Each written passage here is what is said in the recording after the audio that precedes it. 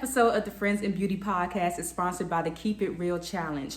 If you want to learn my process for how I record and edit a month of reels in 1 hour, that's exactly what I'm going to be covering in the Keep It Real Challenge. This is something that I do all the time. So over a 5-day period, I'm going to be taking you through my process of research, planning, finding my audio, setting my goals, choosing outfits, everything, recording and editing, everything that you need to know about creating reels is going to be in that challenge, because I don't know if you've heard, but reels is the new wave on Instagram, and it's a surefire way to increase your visibility and engagement on the platform. So if you haven't been doing reels, you definitely want to jump on the bandwagon, okay? And at the end of the Keep It Real Challenge, you have the opportunity to enter the Keep It Real bonus, where you'll have the chance to win $100 for creating a reel, okay? So all of the details are going to be inside of the challenge.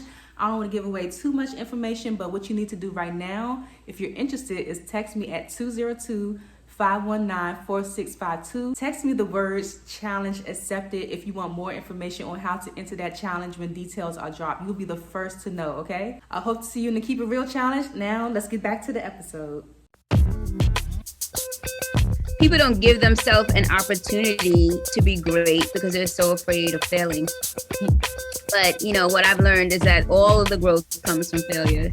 All of the great lessons come from failure, right? But if you're too afraid to make a mistake, or too afraid to be embarrassed, or too afraid to whatever, like there's no next phase. There's no new doors opening for you, because the fear is that thing that's blocking all of us. And what I found is I've seen so many talented artists who are just scared, or they just simply don't believe in their talent because it doesn't look like someone else's.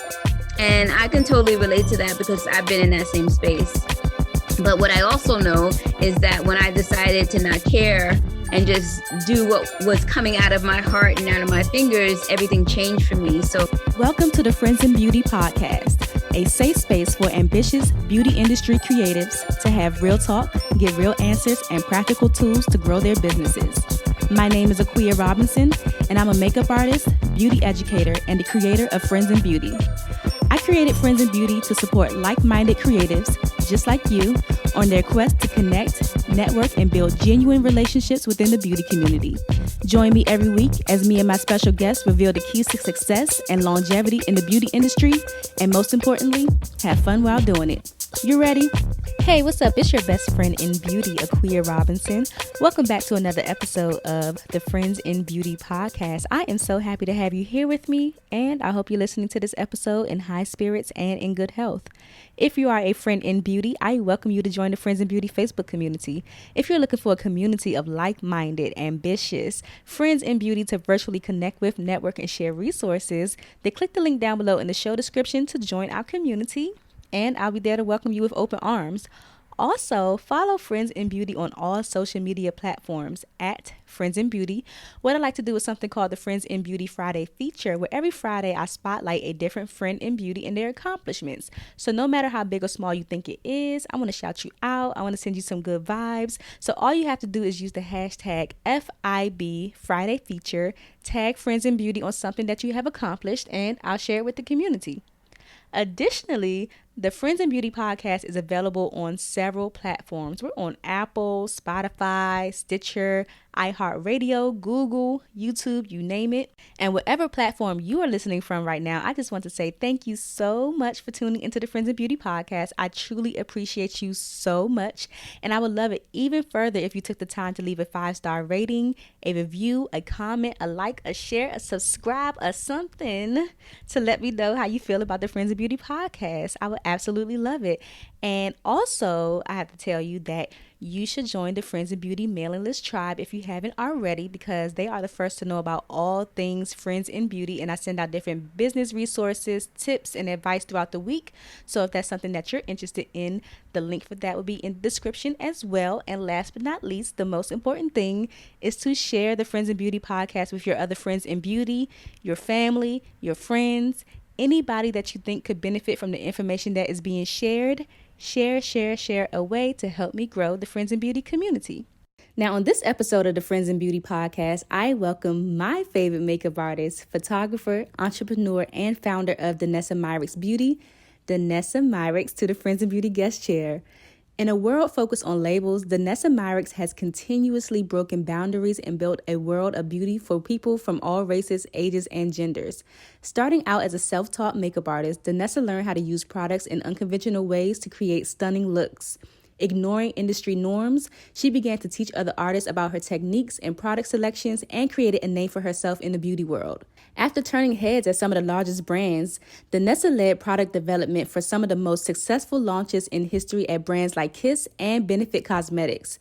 But she knew the world of makeup still felt exclusive to many, so she decided to launch her own brand, Danessa Myricks Beauty. Creatively combining artistry with product manipulation, she designs and launches some of the most high-performance products on the market. Danessa has created looks for celebrities, worked with entertainers in music and film, and collaborates with other brands and artists to push the beauty industry forward. She trains makeup artists and enthusiasts worldwide and continues to create some of the most innovative and inclusive beauty products on the market. But the most rewarding part of her work is hearing from people who felt underrepresented, unseen, or ignored by beauty brands who finally land at a brand made for all, Danessa Myricks Beauty. Now, if you know me, then you know that Danessa is hands down my favorite makeup artist on the whole entire planet, okay? Not only is she talented, but she's such an amazing and uplifting woman with an infectious spirit. And it's just such an honor, and a pleasure. I'm still pinching myself to have her on the Friends of Beauty podcast. So in this interview, Danessa shares the evolution of Danessa Myricks Beauty, the importance of using your name when you're branding yourself, how she manages being an introvert in an extroverted profession, what she sees holding artists back from reaching their full potential, how she takes care of herself in order to take care of her business, her keys to success in the industry, what's next for Danessa Myricks Beauty, and so much more. I'm so proud to be able to present this conversation to you and so grateful to Danessa for sharing her time with us and dropping countless gems, okay? I hope you catch them. Please catch them. Listen to this interview as many times as you need to. This interview was exactly what I needed to light a fire under me, and I know you'll feel the same way. I don't want to hold you back any longer, so let's go ahead and jump into this awesome chat with Danessa. And if you prefer to watch our beautiful faces, then make sure you tune in on YouTube. Enjoy. Welcome to the Friends of Beauty podcast, Danessa. Hey, I'm so excited and so honored to be here. There's no place I'd rather be than with you. You know how much I love and adore you, so this is really special. Thank you so much. Oh my gosh, this has been a long day coming for me because I started the podcast in May 2020, like during the pandemic. I was listening to the Makeup Show podcast and all of that, got inspired. And your name, of course, is on my list of people I wanted to interview, but I wanted to give myself some time to, get in the flow of podcasting. So I'm so excited that you agreed to do this. Oh, absolutely. Thank you for the invitation. This is really, really special because we go way back, and yeah, you have a special place in my heart and always will. So yeah, what an honor for me. Thank you so much. So we'll go ahead and jump into it because I want to respect your time. So I like to start off with icebreaker questions, just so the audience can get to know you a little bit outside of beauty. Okay. So the first one, just give us 3 random facts about you. Oh my goodness. Okay, so do you want to laugh or let's see? Okay.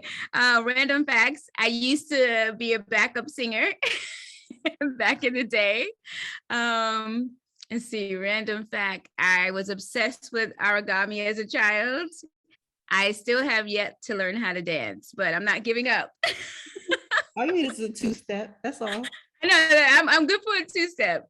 But I have to make sure that my upper body matches my feet. That's the problem. I could do it until I look at somebody else and then I get all off cue. So yeah, I'm a work in progress. It's so funny. I have these things called pod decks that are like kind of crazy questions in here. There's a would you rather, I love it. Like a would you rather deck and a what the heck. Which one do you want? Ooh, okay. Would you rather? Okay. Please don't give Danessa a crazy card. Oh my gosh. Let me pick a random one. Let me see. That came out last time. What? See, this is weird. It says, would you rather blow your nose with sandpaper or use bubble wrap instead of toilet paper?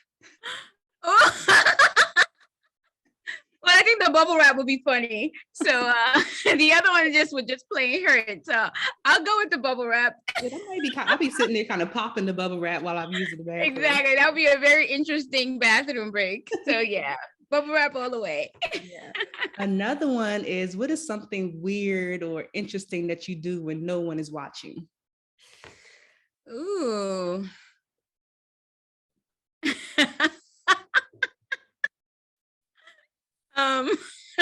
I'm laughing because my business partner like hates when I do this, but I think everyone will relate. I'm always patting my locks, yes. Yes. I love that. What do people always tell you that you're good at aside from like makeup and photography and all of that?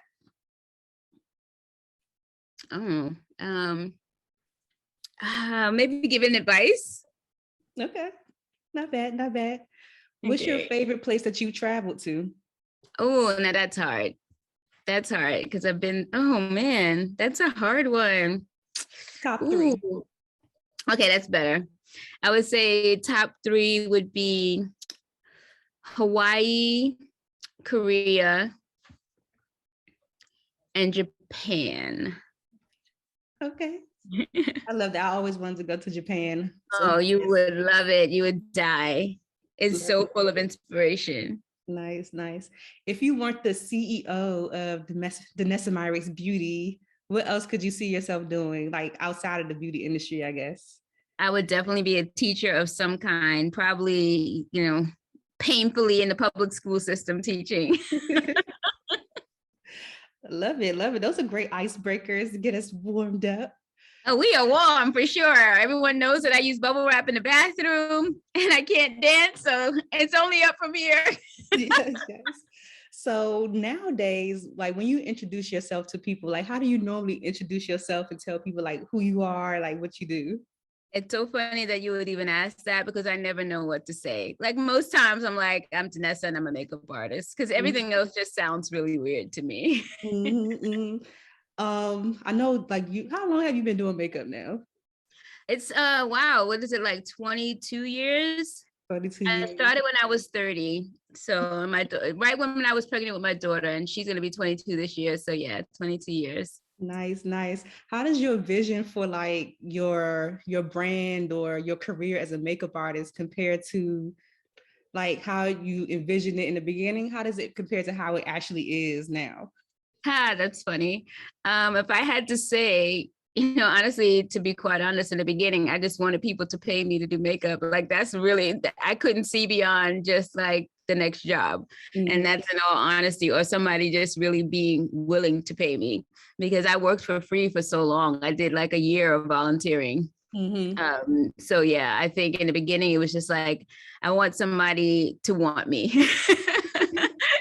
That's where it all began. It's like I didn't really see this far in the journey way back then, so it's pretty surreal for me now. And I don't even think, we got a long way to go. Let's just say that. Yeah. What was I about to say? What does a typical day in the life look like for you? Because I know it's so many things. No day is ever the same, but what are some things that I guess that you have to do on a daily basis? I wish I was always doing makeup and making makeup, but that's just not the case because I actually have to run a business, which is, very time consuming. And I spend a lot of time doing things that wouldn't necessarily be my top 10 things to do. Yeah. Lots of meetings. I think I go like literally my day is one long meeting. So once 9 o'clock hits, I'm usually in meetings until around 6. And then I start working. So my work day is usually, it starts at like 5 a.m., like before everybody gets in. And then it's after 6, to be honest. And that's when I really get to do like the creative things and creative thinking, like really thinking about beauty. You know what I mean? It's unfortunate, but it's what comes with the territory, What kind of meetings are you in most of the time during the day? Oh, it's everything. It's maybe creating new relationships. Maybe it's new partners who want to carry the brand. Maybe it's meetings with existing partners because everyone has needs. Maybe it's like opening up a new country and going through all the specifics of that. Maybe it's a meeting with legal or regulatory. Maybe it's a development meeting with my innovation team. Maybe it's like planning out our next bid launch with the art department. It could be a host of things. Wow. But every day, as you mentioned, it is different. It's just a different set of meetings. Yeah. Right. Oh my God. Is there something that you have to do like every day that contributes to your growth as a person and like the growth of your brand?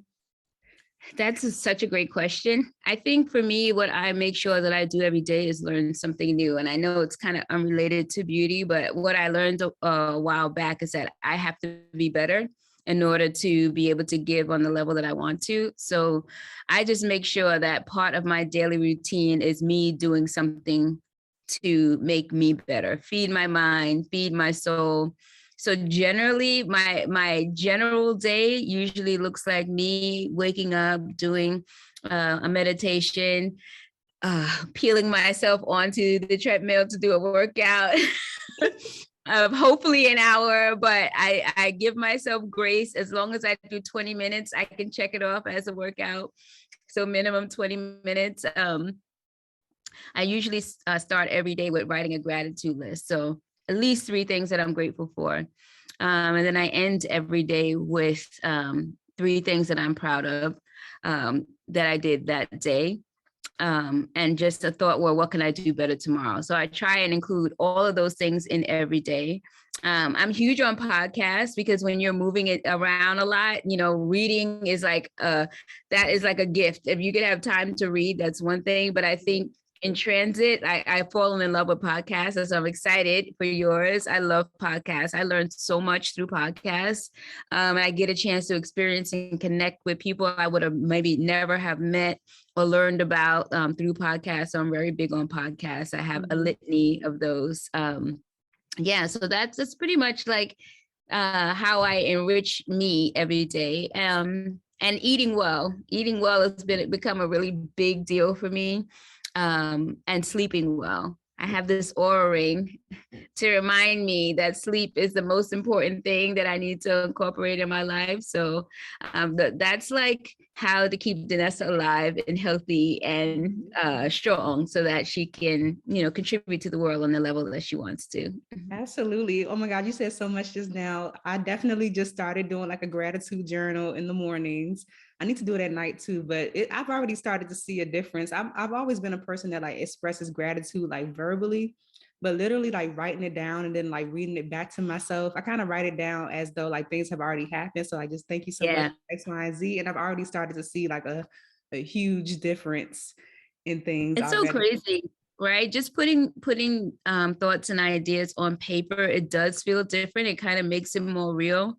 And there's like scientific data around that, like, combining those 3 things, like saying it, feeling it, visualizing it, writing it down, all of those things together is what really creates the magic. So which is why I started doing it at night, because, I think it's really easy to get to the end of the day and think about all the things you wished you would have done, all the things you didn't get to. And a lot of times we don't give ourselves grace to like congratulate ourselves with what we did do. Right. So those are like those moments that I take to just like, I'm grateful I made it through this day. I'm grateful I gave good advice for this thing. I'm grateful that I made a new partner, or even just gratitude for having a conversation with somebody in the DMs. Like, I make sure I find something that I can smile about. That is all awesome things. I love talking about like gratitude and meditation and all of that stuff. I know it's hard to like reflect on 22 years, but could you take us through like a brief timeline of the evolution of Danessa Myricks beauty? Because when I met you, it was I Make You Beautiful. Yes. And what was that? Was that like early? It was early 2000s. Maybe was it like 2005 or 6 or like not that early? It was 2013 is when I met you. Oh, so we were like we were well into our journey. So that's one of the things that I teach about is like how important it is for you to use your name. As in the beginning, no one knew that Danessa Myricks and I Make You Beautiful were the same person. They didn't know that those are products that I made. It was one of the early lessons that I made in my career. Mm-hmm. I actually started making products pretty early on. I would say around 2004 is when I actually started creating. And I had no idea how to develop products. I literally was just kind of playing and connecting things together that I love. One of the first products that I had was something called Bionic Lip Kits. And I think you know about, yeah. Yes. And that was so way back, but it was this collection of cream bases and a collection of like glitter toppers.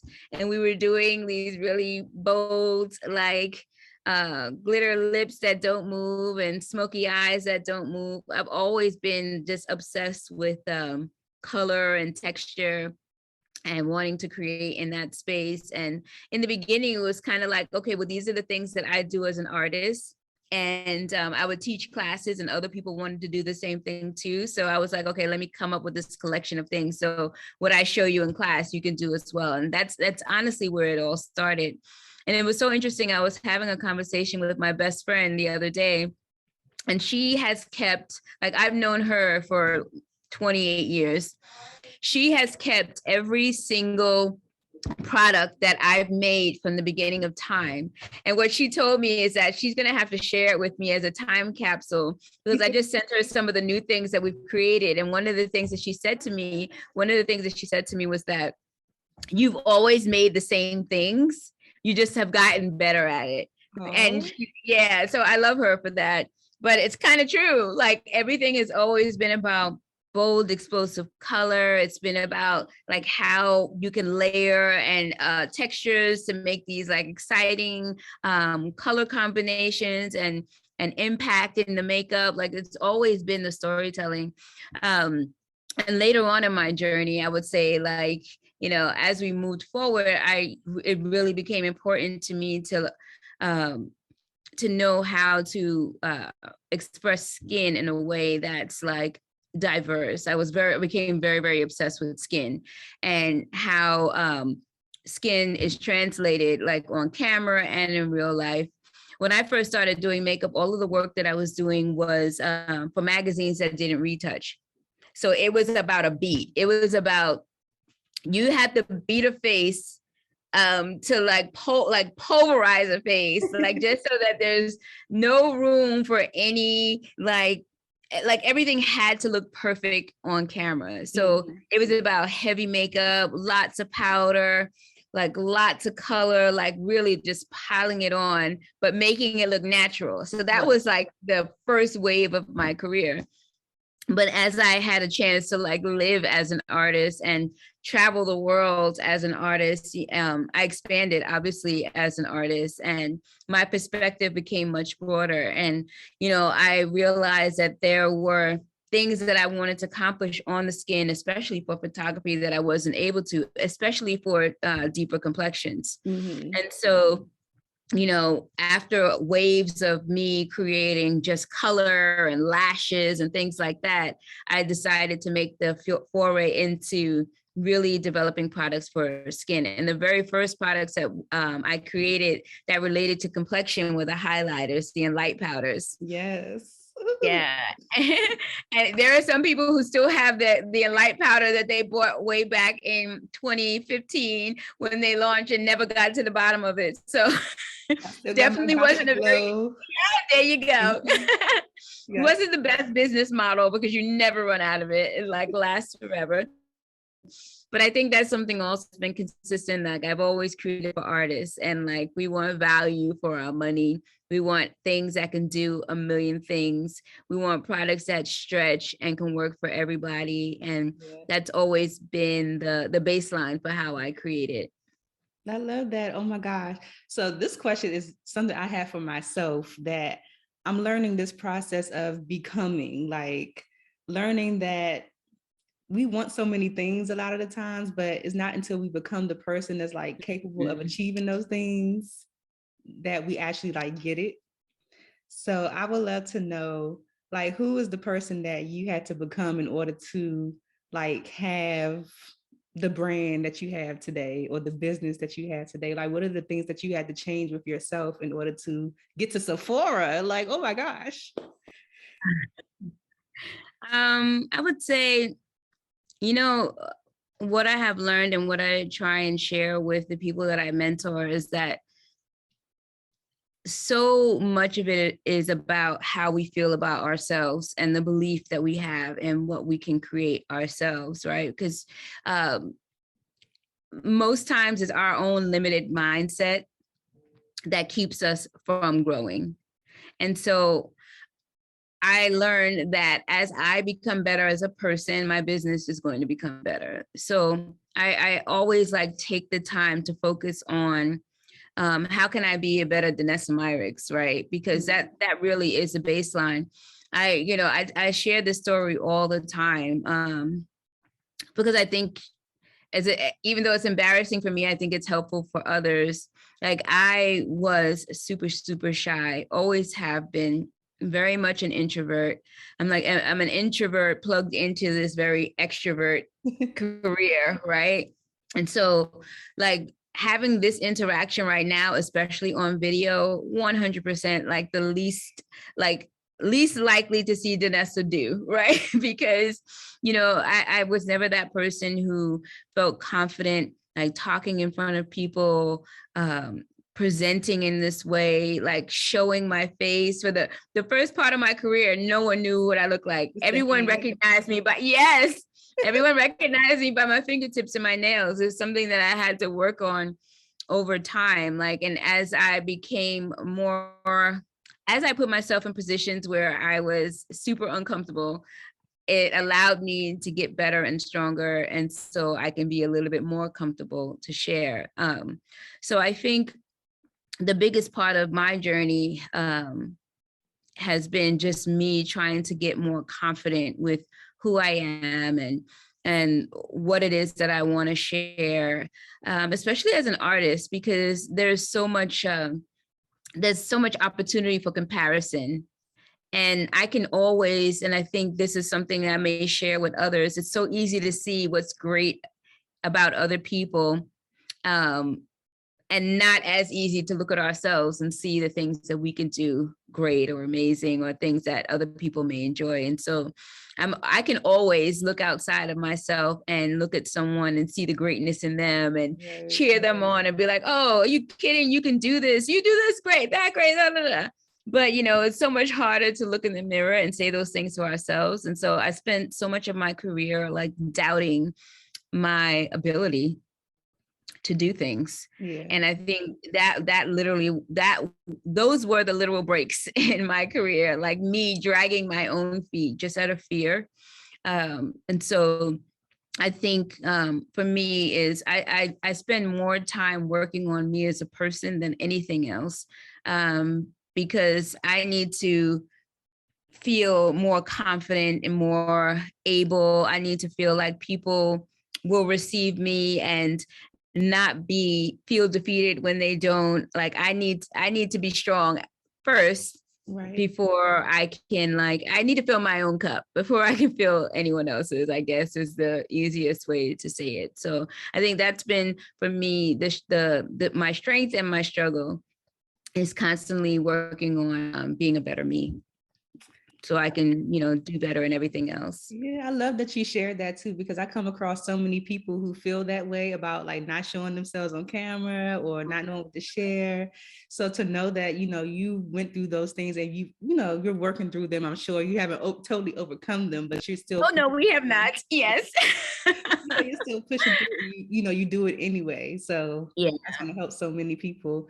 What I love about you, Danessa, is like the overall consensus. Anytime somebody says Danessa's name, it's always the same energy. Oh, she's so nice. She's this. Like it's always. That's good to know. I have never heard anybody say anything bad about you, but I do want to know, like, what is the balance between being a nice person, being a kind person, but also being authoritative when it comes to business, like speaking up when you don't like something, and you can't clearly all the time. Well, clearly you haven't spoken to any of my team, because they know that yeah, I'm definitely gonna speak my mind and say what I'm thinking and feeling. But I think the bottom line is that when people know your intention and that that they respect anything that comes after that. I think people know as a baseline that I really do care about everybody who I interact with, especially somebody who makes a commitment to be on my team. Mm-hmm. And if I'm, what I do understand is that I have a responsibility, right? I have a responsibility to withhold this position that I have, because it's not just about me. It's about all of the people that I employ. It's about all of the people who I may be inspiring for just being in this position. It's about all of the people on the other end of those products that I'm creating. So, it's very clear to me that I have a responsibility. And my responsibility is to lead. So I don't take that for granted. But I also feel that, it's my responsibility to always be teaching and to create opportunities for growth around me. So, the people who interact with me, good, bad, or ugly, they know that any interaction that we have that may not be considered positive is still positive, because I'm sharing this because I see greatness in them and I want to see their growth and I want everybody to be better, right? So I think the intention is really the key, but it was difficult in the beginning because you do just want to love up on everybody. Yeah. But yeah, there's a lot of ways to love. Like my parents gave me spankings and they loved me beyond measure. So That's so funny. I love that.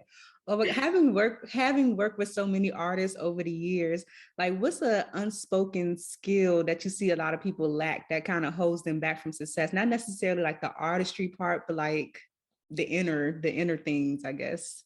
I think there's a lot of fear like blocking so many artists. Like I think people don't give themselves an opportunity to be great because they're so afraid of failing. But, what I've learned is that all of the growth comes from failure. All of the great lessons come from failure, right? But if you're too afraid to make a mistake or too afraid to be embarrassed or too afraid to whatever, like there's no next phase. There's no new doors opening for you, because like the fear is that thing that's blocking all of us. And what I found is I've seen so many talented artists who are just scared, or they just simply don't believe in their talent because it doesn't look like someone else's. And I can totally relate to that because I've been in that same space. But what I also know is that when I decided to not care and just do what was coming out of my heart and out of my fingers, everything changed for me. So I spent a lot of time working to encourage other people to do the same thing. And it is a challenging thing. I've gone through it. I still go through it every single day. But I know what lies beyond that. And so it's important for me to push other artists to that space too. And, some definitely push past it, and others, they're still a work in progress, but I'm not giving up. I'm not giving up on anyone. Yeah. Speaking of like pouring into people, can you share a little bit about like your work with the makeup show and eye artists and like other ways artists can like go about getting mentored or coaching from you? No, for sure. So for me, like I'm always biting off a lot more than I can chew. And I used to spend like hours and hours on the phone with anybody who called me, with anybody who's sent an email. I enjoyed it, but I knew that that wasn't the best way for me to create value for the information.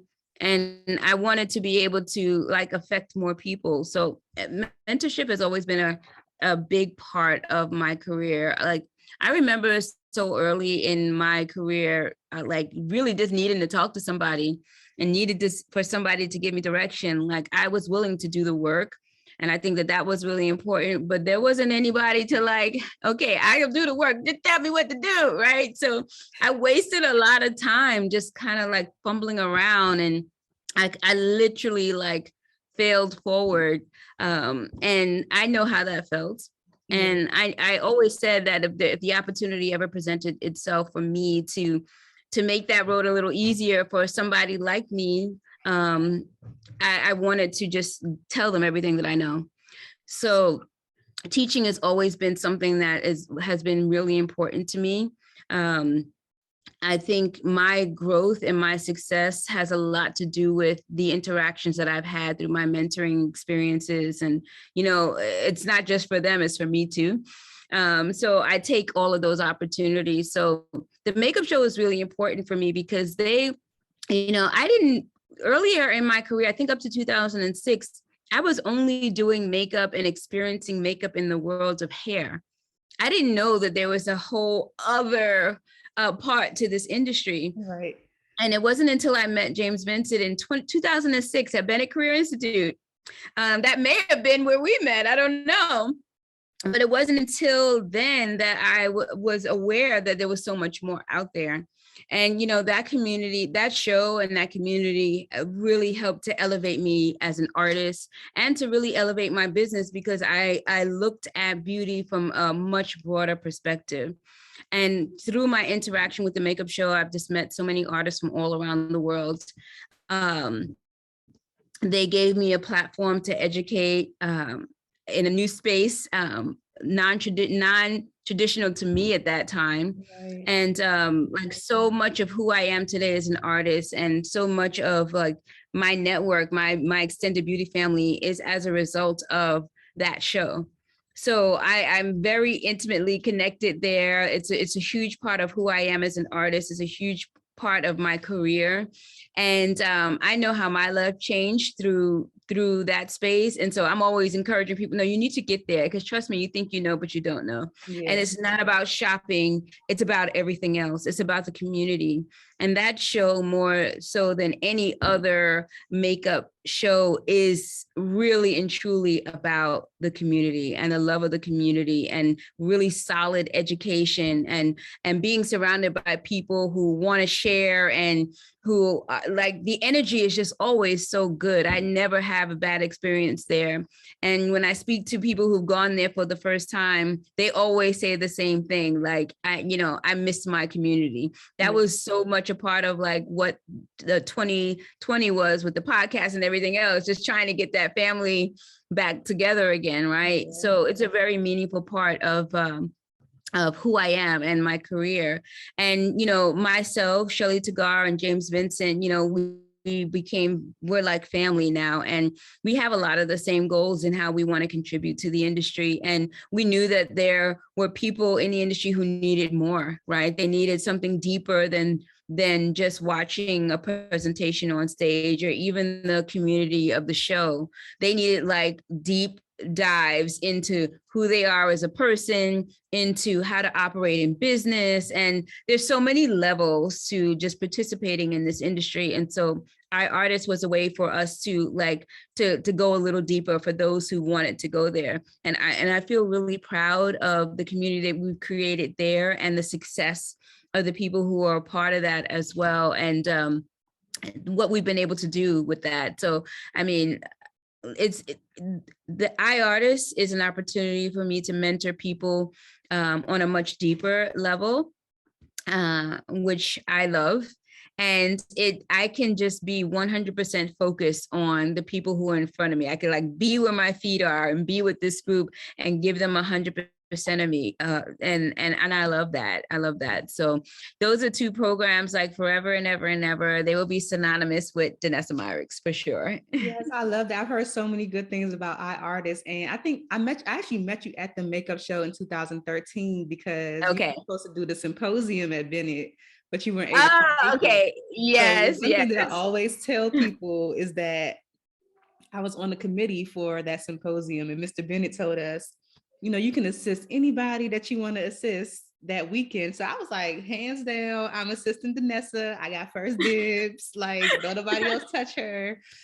Because before I started doing makeup, someone told me about you and I looked you up before I even went to Bennett. I looked you up. I saw your videos on YouTube. I think like you had some trade show, but you were showing like the glitters and everything. Yes. I was like, oh yeah, her. And she has locks. I'm like, yeah, her. But then you were able to come. So I assisted Morel instead. who I which is, love so much. wonderful because we built Yes. such a great relationship over the years. But then we went to the makeup show that weekend and I saw you there. You did a panel with Beatface Honey and Oh, Rennie and Vasquez. Rennie, yes, I remember that show specifically. I Yes. still have the picture, but I just interviewed Tatiana, I think 2 weeks ago, her episode came out. But I was telling her, I remember sitting front row. I don't even know what you all were saying, but I just remember sitting there like crying because I felt like that was the first time I really felt like I was where I was supposed to be because makeup, it was still new to me, but even I've been doing makeup for 9 years now. This is the longest thing that I've ever stuck to in my life. Like I would always try things and just, Same. that's not for me, whatever. But like this is the longest I've ever stuck with something. So always grateful for you. I went to the booth after that. I met Michaela in London at the booth and then connected with Oh, you. yes. And then you put My out the other casting piece. call. Yeah, put out the casting call for Bronner Brothers. And then that's the year that I started like working with the brand. So very grateful, of course. Wow, that's so crazy. Wow. Like you were in it. You were in it like when we really started to like ramp up. Mhm. Yeah, guys. So you've seen like the early phases of the brand. That's exciting to me. So like you're a part of the journey, which is so great. I love it. I love being a part of the journey. I have a few questions. I promised them I would ask questions for them from the friends and family Okay. community. So the first Okay. one, Kendra had a whole bunch of questions. Let me see if I can condense it. Okay. So this question is from Kendra. She wanted to know, like, how did you start product production, and what are some lessons that you learned from like the early inception of the Danessa Myricks Beauty that would be valuable to like an artist who wants to start their own brand? Oh, these are all great questions. Let me see if I can answer them all at once. So I consider myself both an accidental makeup artist and an accidental product developer. I literally started out just mixing things in my basement, to be quite honest. But back then, at that point in my career, it wasn't like how it is right now, right? There wasn't social media, there wasn't like Instagram or anything. So all of your interaction that you had with somebody in this industry was face to face, or you had to meet them and hand them a card or something like that. So thankfully, during that time, I was teaching a lot at the hair shows. I was teaching the makeup classes at shows like Bronner Brothers. And the classes, they didn't even have makeup classes to begin with. And then it started out like I was having 3 and 4 back-to-back sessions with like 300 people in each. And so it became like a really big thing. And so at that shows, there were other brands obviously who were there vending, and they saw like the popularity of the classes that I was teaching. And so many of those brands were developing products for women of color, and they really weren't 100% sure how to best do that. Mm-hmm. And so they asked for my expertise, and that's really how it started. So one of the first brands that I created for was Kiss. And the Kiss IMB lashes were one of my first projects that I'm very, very proud of, because they became like the number 1 or 2 lash brand in the world with that collaboration. And then the second one was, I don't know if you remember, in the beauty supply store, there used to be a Kiss kiosk that said with a cartoon of me and my signature.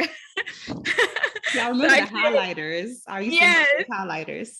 And so I created a whole collection of like foundations and powders and concealers and highlighters inside the beauty supply store.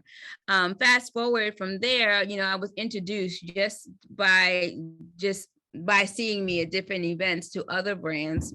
But one of those interactions led me to a call from Benefit Cosmetics, because someone that was working currently at Benefit used to know me from those early days at Kiss. And they were working on a project, and they asked me to come and share my expertise just for a day. And after that day, they asked me to come on and work with them full time.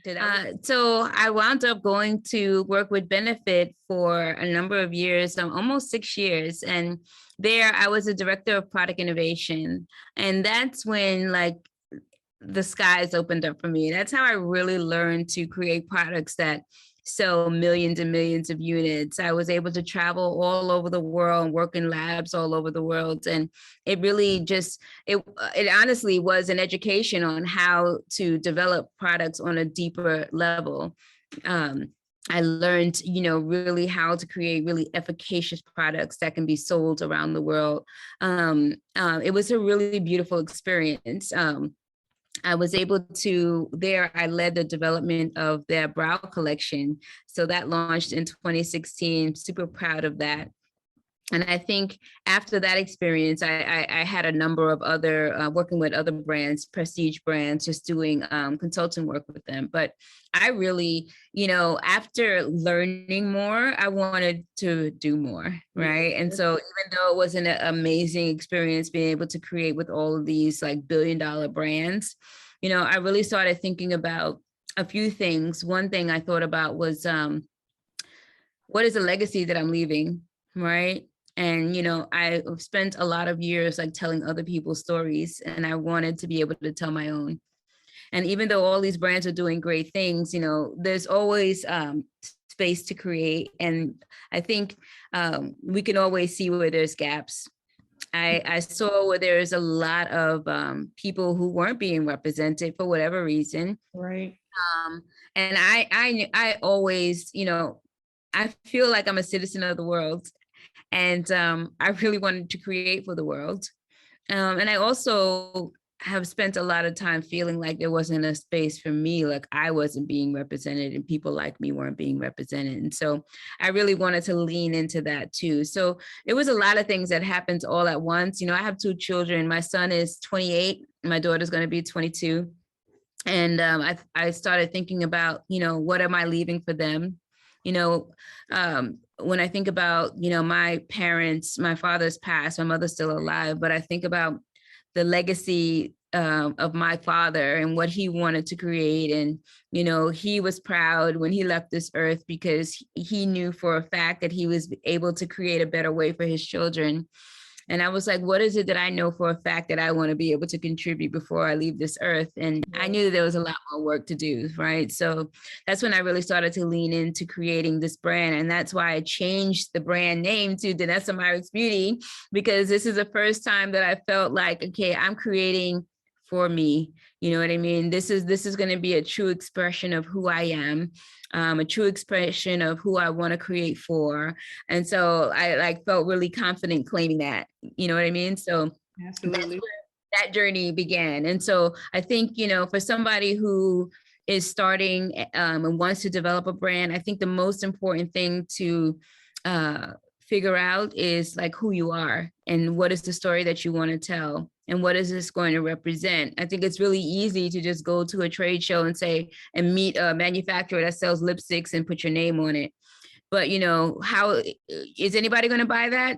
And the reason is because people buy people and not things. People buy ideas, not things. People buy missions, not things. People want to know what the dream is. They want to aspire to be better and greater. And so there needs to be some purpose behind, whatever it is that you're creating or some story that's being told. So I think before you even decide to put your name on anything, just really think about what that means and what is the statement that you're trying to make, and then build from there. Then the rest should come easily because it's really you, right?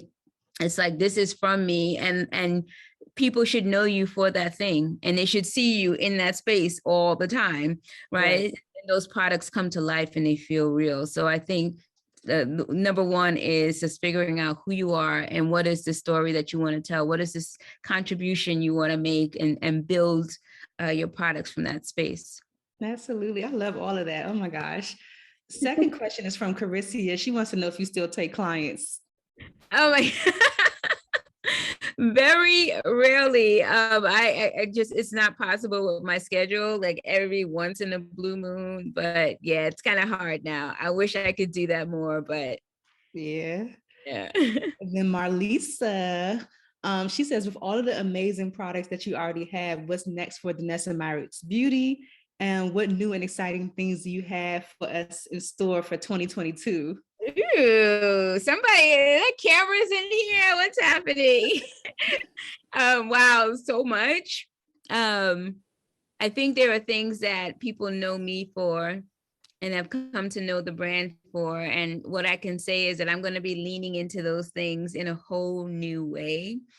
Um, I'm obsessed with complexion, and I've been really leaning into reimagining what complexion could look like and what complexion products can look like. So there's a lot of newness coming down the pike as it relates to complexion. So you heard it here first.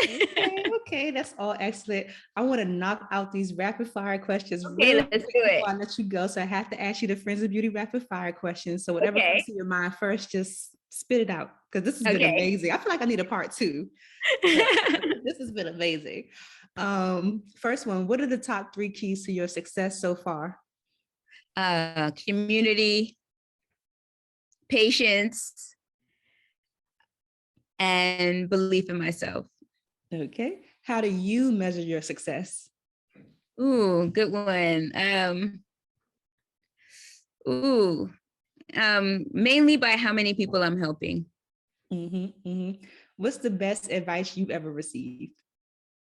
Listen to your gut. Excellent. And what advice would you give to another makeup artist right now who has been doing makeup for some years, but they just have not seen the results, I guess, that they want to see? Like, what advice would you give to them right now?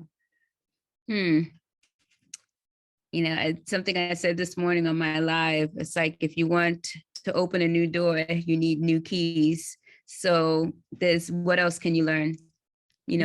What keys can you add to your life? Like, what newness can you add to your life? What can you do different that can create these new keys and open new doors?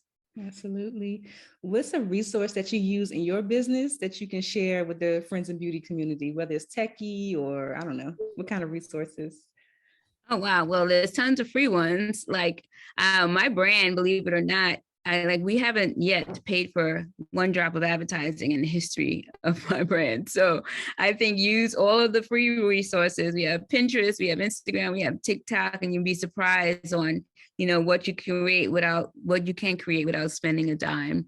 And I think the other biggest resource is using your own individual time and talent. Like, we're always looking for someone else to help us, but we should just kind of think about, like, what do we bring to the table? How much can we contribute to our own success? And there's a lot there. Okay. And it's free. $3.99. Yes. And the last one, I just want you to fill in the blank and say, my name is blank, and the key to longevity and success is whatever you think it is. Oh, my name is Danessa Myricks, and the key to longevity and success is learning how to love. Learning how to love. I love it. Oh my gosh. Before you go, I think pretty much everybody knows your social media or where you want to be found, but share anything that you want to share as far as like your Instagram, website, whatever you need to, Well, you can find me forever and ever at Danessa_Myricks. I haven't changed my profile picture since it launched in 2012. I need to work on that.